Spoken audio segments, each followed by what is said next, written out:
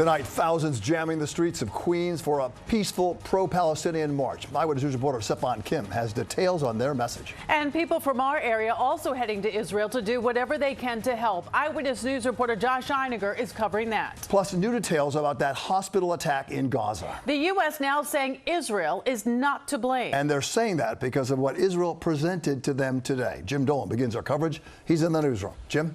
Well, Bill, Israel today released compelling evidence that the rocket that struck a hospital in Gaza on Tuesday was actually fired not from Israel, but from Gaza and by the terrorist group Islamic Jihad. U.S. national security sources agreed with that assessment, but it made little difference on the ground in the suddenly roiling Middle East, where rage toward Israel seethed today and threatened to explode.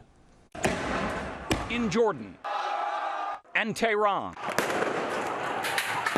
and Beirut, anti-Israel, anti-U.S. protests erupted today, nearly spiraling out of control. In Beirut, police beat back demonstrators with tear gas and rubber bullets, and still they advanced toward the U.S. embassy. In Ramallah, on the West Bank, Palestinians clashed with Israeli defense forces. All this after a hospital in Gaza was struck by a rocket on Tuesday, killing scores of Palestinian civilians. Fury at Israel and the U.S. now rages in the Middle East. America is the devil, the real devil, because they supported Israel. President Biden was in Israel for several hours today, vowing to provide an unprecedented aid package for Israel, but also promising $100 million in humanitarian aid for Palestinians in Gaza, noting that Hamas, the terror organization that slaughtered 1,400 Israelis just 12 days ago, is a small fraction of the Palestinian population. The vast majority of Palestinians are not Hamas. Hamas does not represent the Palestinian people. Biden arrived in Israel just a day after that deadly explosion at the hospital in Gaza, which Palestinians blame on Israel. Israel denies hitting the hospital, and listen to the whistle of that rocket once more.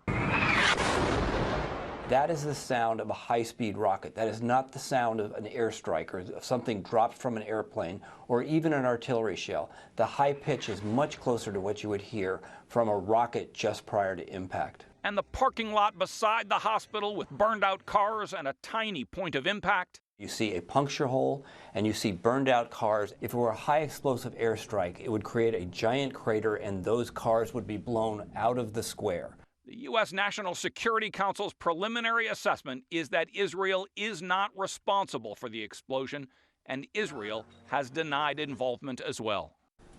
So has the controversy over the hospital bombing delayed Israel's planned invasion of Gaza? Many thought the invasion might begin when Biden left Israel, but it hasn't yet. And now comes word that British Prime Minister Sunak is set to visit Israel on Thursday. That could delay the incursion into Gaza a bit longer. But Israel shows no sign of reconsidering what they have promised will be a lengthy and costly campaign to root out and destroy Hamas. Bill? Jim Dolan. Thank you, Jim, for that. New York Governor Hochul, meanwhile, in Israel tonight.